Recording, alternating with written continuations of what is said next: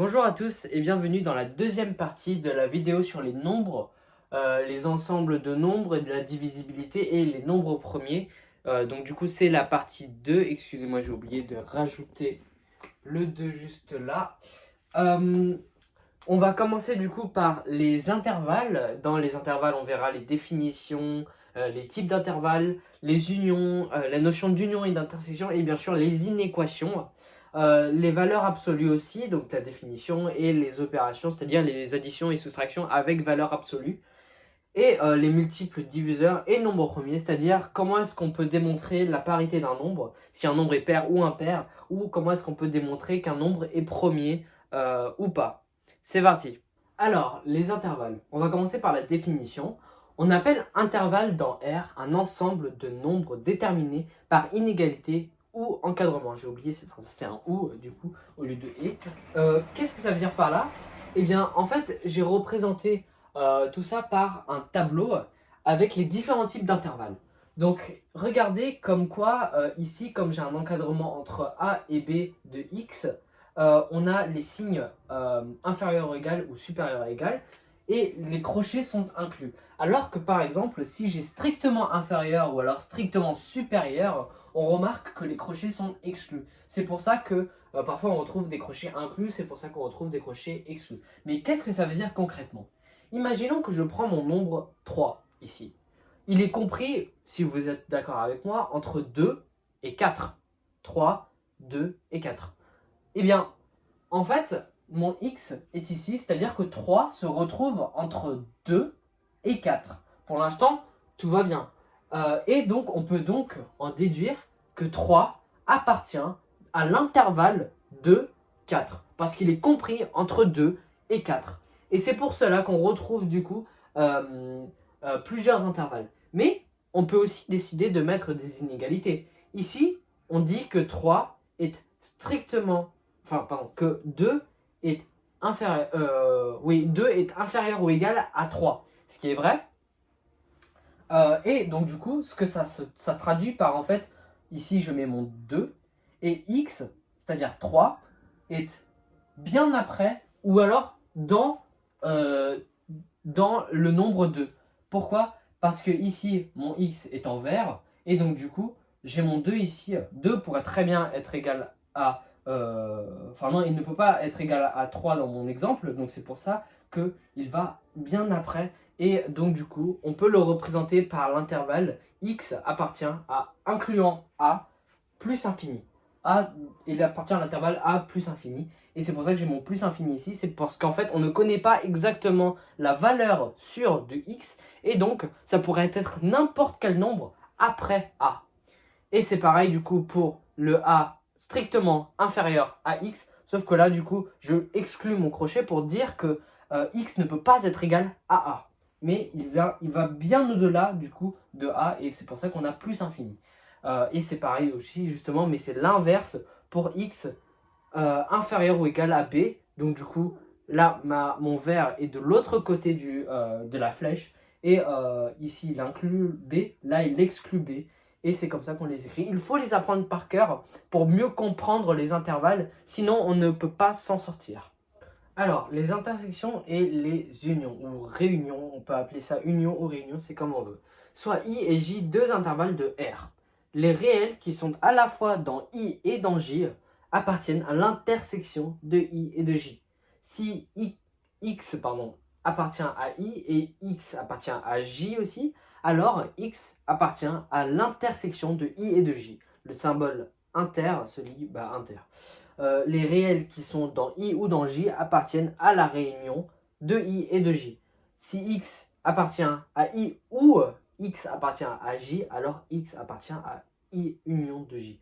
Le symbole U se lit union. Donc, quelle est la différence entre une intersection et une union? En fait, l'intersection, c'est seulement si X est contenu dans I et dans J à la fois. Et l'union, c'est seulement quand X est soit contenu dans I, soit contenu dans J. Donc, si on veut faire une analogie, les intersections, c'est un peu ce qu'il y a entre les deux, donc quand ça se croise, ce qui est logique, parce que c'est une intersection. Et l'union, c'est exactement le contraire, c'est-à-dire le grand euh, la grande famille. Je vais vous montrer du coup un exemple. On a un exercice ici, représenter les couples d'intervalles sur une droite, puis donner l'ensemble résultant. Donc on va le faire ensemble. Je vais prendre mes stylos. On va placer d'abord, la première chose à faire, c'est de placer nos nombres sur les frises. Donc du coup, le plus petit nombre, ce sera -1, et je vais l'exclure, ce qui est assez logique parce qu'on me demande de l'exclure. Après, j'ai 2, je vais le placer ici. C'est pas gradué, donc je peux le poser où je veux, mais bon, il faut quand même que ce soit assez cohérent par rapport à mon truc. Donc ici, après, j'ai 5, voilà. Et là, j'ai 7 juste ici. Et je fais exactement la même chose en bas parce que c'est justement exactement la même chose. Sauf qu'ici, on me demande de calculer l'union, alors que là, on me demande de calculer l'intersection. Donc, voilà. Et alors, à présent, qu'est-ce que je fais? Eh bien, tout simplement, je vais différencier les deux intervalles. Donc ici, on me demande de faire l'intervalle 2, 5. Je vais faire l'intervalle 2, 5 en faisant ceci, en faisant un petit trait rouge pour bien différencier les deux intervalles. Et là, je vais faire mon intervalle -1, 7, ici de ce côté-là, en faisant comme ceci. Et bon, je peux le faire en bas pour faire plus clair, mais bon, je vais le faire comme ça pour bien montrer quelle est la différence entre les deux. Donc maintenant, on me demande de calculer l'union. Eh bien, l'union, comme je l'avais dit, c'est un peu la grande famille. Donc, qu'est-ce qui enveloppe quelle est l'intersection qui enveloppe l'autre intersection, pardon. Eh bien, c'est tout simplement l'intersection -1, 7. On le voit très bien parce que ici, notre intervalle, notre union, pardon, c'est juste l'intervalle de -1, 7 qui contient l'intervalle de 5. Je ne sais pas si c'est très clair, mais enfin bon, voilà. Donc je vais l'écrire ici, le résultat de 5, ici, union -1, 7, on doit tout réécrire hein, quand on fait ça, est égal à -1, l'intervalle -1, 7. Voilà. Et maintenant, passons à l'intersection, pas l'union et l'intersection. On passe au B. Et en fait, le B, bah, du coup, c'est exactement le contraire. Qu'est-ce qui est contenu dans la grande intervalle? Eh bien, c'est l'intervalle 2, 5. Quel est l'intervalle qui est contenu dans la grande intervalle? Donc, la grande intervalle, c'est bien sûr -1, 7. Et la petite intervalle, c'est l'intervalle 2, 5. Et donc, 2, 5. Pourquoi? Parce qu'en fait, ici, qu'est-ce que ça veut dire en fait intersection concrètement? C'est quand les deux intervalles se rejoignent. Donc ici, les deux intervalles se rejoignent ici. Et l'union, c'est quand les intervalles ne se rejoignent pas vraiment. Donc, enfin, se rejoignent ou alors se rejoignent dans l'ensemble. Donc ici, on a x est contenu dans tout ça. Et c'est pour ça qu'en fait, notre intervalle, c'est -1, 7. Mais là, du coup, notre intervalle va être 2, 5. Donc 2, 5, tac, pardon, pas union. -1, 7, tac, est égal à 2, 5. Et je viens de résoudre mon exercice. Alors, les inéquations. Résoudre une inéquation, c'est trouver l'ensemble des valeurs de x qui vérifient l'inégalité. Alors, qu'est-ce que ça veut dire? On va prendre des exemples pour concrétiser tout ça. Résoudre les inéquations suivantes. Alors, on a cette inéquation, donc -4x moins 5, strictement inférieur à 6. Alors, déjà, en fait, les inéquations, c'est exactement comme les équations normales, c'est-à-dire on les résout de la même manière, sauf que à la fin, quand on a des divisions ou des multiplications, il me semble, on inverse les signes. Donc du coup, je vais vous montrer ça. Donc -4x, ici pour l'instant, ce n'est pas une multiplication ou une division, alors du coup, je ne change pas le signe. Je vais mettre le -5 de l'autre côté, donc ça va se transformer en +5, et donc je vais l'additionner au 6, ça me donnera 11. Ici, du coup, là, ça deviendra une division. Donc, du coup, je change de signe. Et là, je vais 11 moins quart. Voilà. Donc, 11 moins quart, c'est égal à -2 75e. Et -2 75e, on avait dit que c'était un intervalle. Et il correspondait en fait à l'intervalle suivant. Donc, S est égal à -2 75 plus infini. Souvenez-vous, c'était du coup la partie sur les intervalles. C'est pour ça que c'est ultra important que vous appreniez vos intervalles et comment est-ce qu'on peut transformer ça en ceci. Et donc du coup c'est pour ça que je vous ai demandé de bien apprendre. Donc maintenant on va passer à la deuxième inéquation. Donc il y a deux branches de chaque côté. Donc du coup je vais mettre les inconnus de ce côté là en faisant donc une simple, un simple transfert. Et aussi ici du coup. Donc là du coup ça deviendra négatif, donc moins 12. Et du coup là tout devient positif il me semble. Et donc du coup x est supérieur ou égal à 12 et c'est pour ça que du coup s est égal à 12 point virgule plus infini, et on l'exclut car à chaque fois qu'il y a un plus infini ou un moins infini, on exclut tout le temps la partie infinie parce que ce n'est pas possible de l'inclure. Alors la valeur absolue, soit A un réel, on appelle valeur absolue de A. On note valeur absolue de A, le réel défini par valeur absolue de A est égal à A si A est positif ou égal à 0, ou alors moins A si A est négatif. Qu'est-ce que ça veut dire? En fait, prenons par exemple moins 3. Alors, moins 3, valeur absolue de moins 3. Eh bien, si on voulait faire la valeur absolue de moins 3, comme je sais que mon A est négatif, puisque moins 3 c'est bien négatif, alors du coup mon résultat sera égal à moins A, c'est-à-dire moins 3, et donc du coup 3. Autrement dit, la valeur absolue enlève en quelque sorte le signe moins, et elle est toujours positive. On ne peut pas avoir une valeur absolue qui est négative, c'est pas possible. La valeur absolue de x est la distance entre 0 et x. Donc, on va faire quelques exemples. Ici, la valeur absolue de 4, c'est 4. La valeur absolue de moins 1,7, c'est moins 1,7, donc 1,7.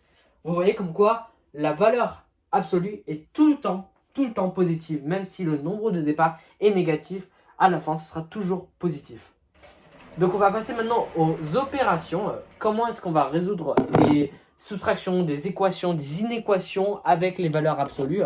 Et c'est un chapitre important. Donc résoudre l'équation suivante, valeur absolue de x est égale à 2 ou valeur absolue de x est égale à 3. Alors, comment est-ce qu'on s'y prend? Eh bien, en fait, on va dessiner pour ça une droite avec un 0 ici et un 2 là et un moins 2 ici. On remarque que pour aller de 0 à moins 2, il nous faut plus 2, on est d'accord. Parce que du coup, moins 2 plus 2 est égal à 0. Et inversement, pour aller de 0 à 2, il me faut moins 2. Enfin, pour aller de 2 à 0, il me faut moins 2. Donc ici et là. Et en fait, comme je l'avais dit ici, la valeur absolue de x est la distance entre 0 et x. Donc du coup, comme j'ai deux valeurs absolues différentes, parce que quand on a x et qu'en fait on a un nombre après, ça implique qu'il y a toujours deux solutions différentes. Donc mes deux solutions sont ici 2 et moins 2. Donc je vais écrire S, ici, moins 2, point virgule, 2. Et pareil pour ici 3, je vais dessiner ma droite, avec un 0 ici, et moins 3 ici, et 3 ici. Et bien, pour aller de moins 3 à 0, il me faut 3, plus 3. Et pour aller de 3 à 0 ici, il me faut moins 3. Donc mes solutions sont moins 3 et 3. La propriété du coup la suivante, la distance entre deux réels A et B est égale à valeur absolue de B moins A qui est égale à valeur absolue de A moins B. Pour revenir à la propriété précédente, je viens de la réécrire ici. La distance entre deux réels A et B est égale à valeur absolue de B moins A est égale à valeur absolue de A moins B. Donc, qu'est-ce que ça veut dire? Eh bien, concrètement, si on prend deux réels A et B, donc 5 et moins 4, et bien en fait la distance de 5 et moins 4 est égale à 9, tout simplement car si on applique notre propriété, on mettra B, donc moins 4, moins A, donc 5, on fera moins 4, moins 5, valeur absolue de moins 9, Et la valeur absolue de moins 9, c'est moins 9, donc 9. Et c'est exactement la même chose ici, sauf que là, du coup, on mettra le nombre positif. Et ici, ça donnera directement la valeur absolue de 9. Donc, on peut en conclure que moins 4 moins 5 est égal à, est égal à 5 moins 4. Donc, du coup, b moins a est égal à a moins b. Enfin, valeur absolue de b a moins b est égal à la valeur absolue de b moins a. Donc, maintenant, on va résoudre les équations suivantes. X moins 7 est égal à 3 et x plus 4 est égal à 2. Donc, comment est-ce qu'on s'y prend? Eh bien, c'est très simple. On va du coup faire comme on avait fait pour les équations simples. Donc, du coup, x, valeur absolue de x est égal à 2, par exemple. Donc, on va faire une droite. Je vais la faire juste là. Et à la place du 0 ici, je mettrai la valeur absolue de 7. Donc, enfin, de moins 7 du coup. Donc, ça sera 7. Et ici, d'un côté, je vais mettre mon x, et de l'autre côté, je vais mettre l'autre x. Donc, du coup, techniquement, moins x, mais bon. Voilà. Donc, ici, je sais que pour aller de x à moins 7, il me faut moins 3. Et je sais que ici, pour aller, de la valeur absolue de moins 7 à x, il me faut plus 3. Donc, techniquement, ce que j'ai juste à faire, ce serait x est égal à valeur absolue de moins 7, donc ça, moins 3. Et ici, donc x est donc égal à 7 moins 3, x est égal à 4. Ça, c'est pour la première solution. La deuxième solution, du coup, c'est x est égal à valeur absolue de moins 7 plus 3. Donc, x est égal à 10. On a nos deux solutions. Donc, s est égal à 4, point virgule 10. Et maintenant, je vais faire exactement la même chose pour la deuxième équation, c'est-à-dire valeur absolue de x plus 4 est égal à 2. Donc, ma droite, valeur absolue de 4, donc c'est-à-dire 4. Ici, mon x, et ici, mon autre x. Là, il me faut moins 2. Et là, il me faut 2. Donc, du coup, je peux tout simplement écrire x est égal à valeur absolue de 4 moins 2. Donc, du coup, 4 moins 2, c'est-à-dire 2. Et ici, x est égal à valeur absolue de 4 plus 2. Donc, x est égal à 6. S est donc égal à 2,6. Enfin, les inéquations de valeur absolue. Ça, c'est assez simple aussi. Donc du coup, comme on sait que les valeurs absolues, il faut absolument deux solutions, et bien en fait, la solution la plus simple pour résoudre, ce serait de faire un encadrement. Donc qu'est-ce que ça veut dire? Ça veut dire que ici on aura notre encadrement, donc moins 2, et ici on aura x moins 3 encadré de 2. J'ai pas fait exprès pour la barre, j'aurais pas dû. Et donc du coup, mon moins 3, il ne sert à rien, donc du coup je vais le mettre de l'autre côté logiquement. Donc ici on aura moins 2 plus 3, et ici on aura 2 plus 3. Ce qui me donne donc 1, et donc là ça me donne 5. Mes solutions sont donc ceci, mais on avait dit avant qu'on pouvait utiliser les intervalles à notre avantage pour en faire quelque chose de plus joli. Donc du coup, c'est pour ça que je vais faire mon intervalle x5.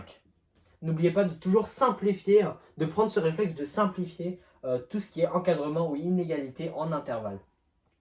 Maintenant, on passe à la deuxième inéquation. Donc du coup, là, c'est toujours la même chose. Mon 3, devient moins 3, c'est un moins 3 ici. Tac. Et ici, je mets mon x plus 4. Et là, je mets mon 3 ici. Je mets mon moins 3 ici et mon 3 ici. Bah oui, parce que du coup, là, il est inférieur et là, il est supérieur. Donc ici, maintenant, je vais mettre mon moins 1 là, normalement. Parce que c'est moins 4, donc ça deviendra moins 1 ici. Et donc ici, ça deviendra logiquement moins 7. Et du coup, mon intervalle, c'est celui-ci. Et bien maintenant, ma solution, c'est mon intervalle moins 1, non, moins 7, pardon, moins 1. Et c'est comme ça qu'on résout une inéquation avec les valeurs absolues. On passe au grand 4, multiples, diviseurs et nombres premiers. On va commencer par la parité d'un nombre. Donc qu'est-ce que ça veut dire si un nombre est pair? Un entier n est pair si c'est un multiple de 2. Autrement dit, il existe un entier k tel que n est égal à 2k. Prenons un exemple, par exemple le nombre 10. On sait tous que 10 est un nombre impair. Pourquoi? Parce qu'en fait, 2 fois 5 est égal à 10. Donc 10 est pair, car il vérifie en fait la propriété qu'on vient de poser. Mais en revanche, un entier n est impair s'il existe un entier k tel que n est égal à 2k plus 1. Prenons par exemple 13 qui est un entier impair. 13 est égal à 2 fois 6, donc ça, c'est la première partie du coup de la propriété du pair, sauf qu'on rajoute un 1, donc du coup ça deviendra impair. Donc 13 est impair. Maintenant, comment est-ce qu'on prouve que n'importe quel résultat deviendra pair ou impair? Eh bien, on va montrer que le produit de deux nombres impairs est impair. Pourquoi est-ce qu'on le fait? En fait, c'est très important parce qu'on va devoir le faire. Il y a beaucoup d'exercices qui nous demandent de le faire et en examen, il est très susceptible qu'on vous le demande aussi. Donc il faut, je pense, l'apprendre par cœur. Soit n et n', deux nombres entiers tels que n est égal à 2k plus 1 et n' est égal à 2k' plus 1. Donc ce que je viens de faire, c'est que je viens d'introduire deux nombres impairs, parce que du coup 2k plus 1, ça vérifie le fait qu'ils sont impairs. Et on a k et k', pourquoi? Parce que chaque nombre n'est pas forcément le même. Par exemple, imaginons que j'ai 13 ici et j'ai 15 ici. Là, ça veut dire que k deviendra un 6, alors que k' deviendra un 7. Donc ce n'est pas forcément les mêmes. Et k et k' sont bien sûr dans la famille des entiers relatifs. Alors, faisons du coup le produit de n et de n', donc nos deux nombres impairs. On va faire 2k plus 1 fois 2k' plus 1. Donc là, il y a double distributivité ou alors ce qu'on appelle le développement. On fait un développement. Donc du coup, je multiplie 2k plus 2k par 2k' et 2k par 1 et 1 par 2k' et 1 par 1. Donc du coup, ça me donne tout ça. Et ce que je vais faire, c'est que je vais factoriser le tout. Donc quand j'aurai factorisé tout ça, j'obtiendrai 2 facteurs de 2kk' plus k plus k' plus 1. Et on fait apparaître du coup notre propriété de 2k plus 1 en introduisant une nouvelle variable qui s'appelle grand K. Et grand K, c'est égal du coup à tout ce que je viens d'écrire ici. Je viens juste de le remplacer. Pourquoi est-ce que je fais ça? Je ne suis pas obligé de le faire, mais c'est juste pour mettre en avant le fait que n fois n' est impair.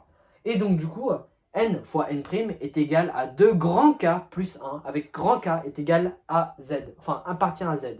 Donc, n fois n' est impair. Sauf que si n fois n' aurait été égal à 2 grands K, et bien là, il aurait été pair. Sauf que là, ce n'est pas le cas. Et donc, du coup, je viens de prouver mon cas. Les nombres premiers. Donc, on va commencer par la définition. Un entier naturel est premier s'il a exactement deux diviseurs, lui-même et 1. Donc, un exemple, je vais vous montrer du coup les 25 premiers, les 25 nombres premiers inférieur à 100. On a du coup 2, 3, 5, 7, 11, 13, 17, 19, 23, 29, 31, 37, etc. etc. Mais j'ai une astuce pour apprendre les nombres premiers de 2 à presque, je crois, infini. Je ne suis pas sûr en fait, j'ai pas vraiment essayé. Mais on aura juste à apprendre, vous avez juste à apprendre les 12 premiers nombres premiers, c'est-à-dire 2, 3, 5, 7, tout ça jusqu'à là, jusqu'à 37. Pourquoi? Parce qu'en fait, si vous apprenez 2, 3, 5, 7 plus ce qu'il y a entre là, donc c'est-à-dire cette suite logique 1, 3, 7, 9, 3, 9, 1, 7, eh bien ça se répète continuellement à chaque fois justement de 11 à plus infini. Justement encore, je ne suis pas sûr. Donc voilà, mais en tout cas, c'est une bonne manière d'apprendre tous les nombres premiers de 2 à 100. Donc, j'ai aussi une propriété, soit n appartient à grand N, donc un entier naturel, soit n un entier naturel, et n supérieur ou égal à 2, si aucun des entiers premiers compris entre 2 et racine carrée de n ne divise n, alors n est un entier premier. Qu'est-ce que ça veut dire concrètement? On va voir du coup une démonstration. Comment est-ce qu'on arrive à démontrer que 191 et 187 sont des nombres premiers? Eh bien, on va prendre par exemple le nombre 191. On va faire sa racine carrée. Donc racine carrée de 191 est égale à peu près à 13,82. Et les nombres premiers, donc entre 2 à 180, racine carrée de 191 sont 2, 3, 5, 7, 11 et 13. Pourquoi est-ce que je fais ça? Bien, ma propriété me dit que si aucun des entiers premiers compris entre 2 et racine de n ne divise n, alors n est un entier premier. Donc, pour savoir si c'est un entier premier, je dois diviser tous ces nombres-là par 191, ce que me dit la propriété. Alors, ici, je l'ai testé, si on n'a pas besoin de mettre le raisonnement en entier, si on sait déjà que le reste n'est pas égal à 0. Ça veut dire si ça divise ou si ça ne divise pas. Si ça ne divise pas, c'est que notre reste n'est pas égal à 0, mais si ça divise, ça veut dire que notre reste sera égal à 0.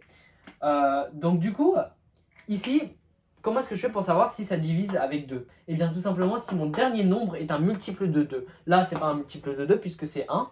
Ici 3, comment est-ce que je fais? Ben, en fait, on additionne tous les chiffres. Donc ça me fera 1 plus 9 plus 1, ça me fera 11. 11 n'est pas un multiple de 3, donc du coup, ça ne divise pas. 191 divisé par 5, c'est pas divisible. Pourquoi? Parce qu'en fait, il n'y a pas 0 ni 5 à la fin, ce qui est du coup le critère pour le multiple de 5. Et 7, on est obligé de le calculer normalement parce qu'en fait, on n'a pas d'astuce, entre guillemets, rapide pour le calculer. Et là, on fait 11 et 13, etc. Bref. Donc 191 n'est pas un multiple des entiers premiers entre 2 et racine de 191, donc 191 est premier. Pourquoi? Parce que là, on avait dit qu'il n'est divisible nulle part. Or, si on prend le 187, racine carrée de 187 est égale à peu près 13,67. Donc on a les mêmes nombres, 2, 3, 5, 7, 11 et 13. Et là, j'ai fait tout, mais j'ai pas tout écrit parce que c'était un peu long. J'ai juste écrit 187 divisé par 11 et j'ai obtenu 17 comme résultat avec comme reste 0. Donc 187 est un multiple de 11, c'est-à-dire que du coup 187 n'est pas un nombre premier. Pourquoi est-ce que cette démonstration est importante? C'est comme du coup la démonstration de la parité d'un nombre. Elle est aussi ultra importante parce qu'on est susceptible de vous la demander en évaluation. Donc mon conseil ce serait de l'apprendre par cœur, cette démonstration qui est assez simple en soi si on connaît la propriété, et aussi d'apprendre quelques nombres premiers, peut-être de 2 à 100, ce serait l'idéal. C'est la fin de cette deuxième partie de vidéo. Si vous n'avez pas encore regardé la première partie, je vous invite à la voir avec la fiche juste là. Et si vous avez déjà tout regardé, je vous verrai pour une nouvelle vidéo. N'hésitez pas à liker, commenter ou vous abonner si ça vous a plu. Et je vous verrai pour de prochaines vidéos.